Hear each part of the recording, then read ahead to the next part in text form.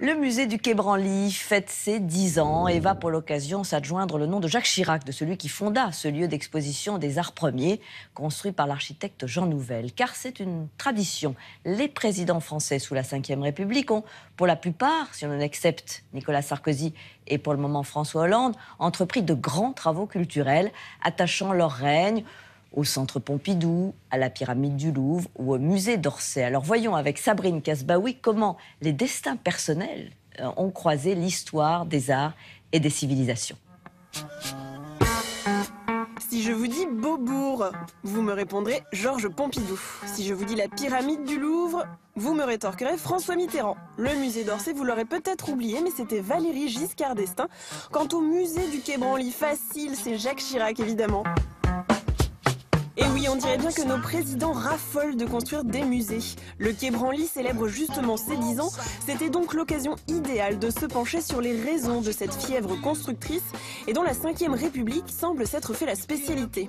Alors en quoi est-ce une tradition française et de quelle ambition politique ces grands travaux sont-ils le reflet? Réponse avec Jack Lang, Laurent Martin et Stéphane Martin. Non, ils sont pas de la même famille. Dans l'idée de Jacques Chirac, Paris est une ville qui a une fonction symbolique particulière. C'est une ville dans laquelle il y a beaucoup de musées. Ces musées participent de cette fonction symbolique. Or, ces musées, pour l'essentiel, parlent de nous les Européens. Et donc son projet était qu'un musée ambitieux, de bonne taille, soit dédié à tous les autres. Et donc son geste était un geste culturel, bien sûr, mais c'était, je pense, d'abord un geste destiné à montrer que la France avait dans le monde une autre manière de regarder en particulier l'Afrique. Clé de voûte des institutions sous la Ve République, la position de force du président facilite le lancement de grands travaux. Ce type de grand projet qui nécessite forcément une programmation pluriannuelle, qui nécessite des gros budgets, ne peut être impulsé que par le président de la République, qui a pour lui la durée, qui a pour lui l'autorité, qui lui permet d'imposer sa volonté, y compris d'ailleurs sur le plan, sur le choix des architectes, etc. Donc si ce n'est pas le président de la République, il y a peu d'acteurs au fond dans le jeu politique français qui seraient à même de lancer ce type de grand projet. Allez, petit rappel historique. En 69, le premier président a imprimé sa marque dans le tissu urbain, c'est Georges Pompidou avec son Centre national d'art et de culture. Valéry Giscard d'Estaing lui emboîte le pas en lançant le projet du musée d'Orsay, de la Cité des sciences et de l'industrie à la Villette et de l'Institut du monde arabe. Une structure dont le but est avant tout diplomatique. C'était au moment de la première crise pétrolière et le président de la République a proposé au roi de l'Arabie Saoudite, le roi Khaled, de concevoir une institution qui, pendant cette période de crise, pourrait préserver les liens étroits entre le monde arabe et la France. C'est François Mitterrand qui se chargera de l'inaugurer, mais en le transformant légèrement. Au lieu d'être situé dans le 15e arrondissement comme c'était prévu, l'Institut du monde arabe sera érigé en bord de Seine. On est en 1987. Nous voulions faire de cette relation culturelle, intellectuelle, avec le monde arabe d'hier et d'aujourd'hui, quelque chose d'exceptionnel. Exceptionnel, c'est bien le mot. Sous l'ère François Mitterrand, la liste des grands travaux culturels est longue.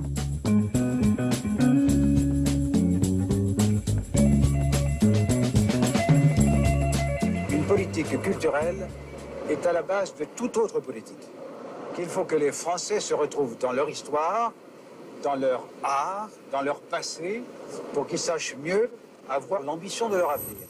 La période Mitterrand a été effectivement marquée par une ampleur sans précédent de construction, de réalisation à Paris et dans chaque ville de France. Et pour ça, le budget de la culture a tout simplement doublé. C'est un des rares domaines où l'action d'un président peut se voir rapidement, immédiatement. Et c'est l'un des seuls, au fond, où ils ont une satisfaction, je dirais, immédiate et un effet immédiat à leur volonté.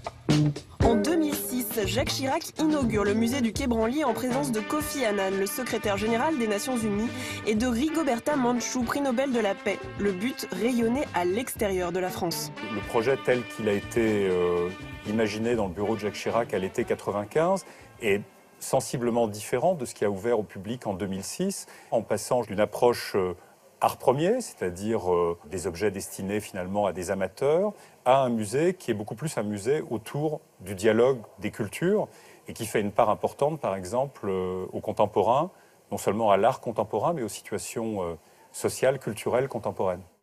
Pourtant, le coût ou les audaces architecturales de ces grands travaux ont souvent fait l'objet de nombreuses polémiques. Polémiquer, en oubliant souvent d'ailleurs les effets positifs, notamment en termes de tourisme. Je pense que Paris ne serait pas la première destination touristique au monde s'il n'y avait pas justement ces grandes institutions, ces grands établissements culturels qui sont connus à l'étranger et qui drainent des foules considérables. En 2015, le musée du Louvre était encore le musée le plus fréquenté au monde avec plus de 8 millions de visiteurs. La même année, le Quai Branly totalisait quant à lui plus d'1 million d'entrées. Et si vous voulez voir ou revoir tous nos reportages et toutes nos rencontres, abonnez-vous sur notre chaîne Entrée Libre.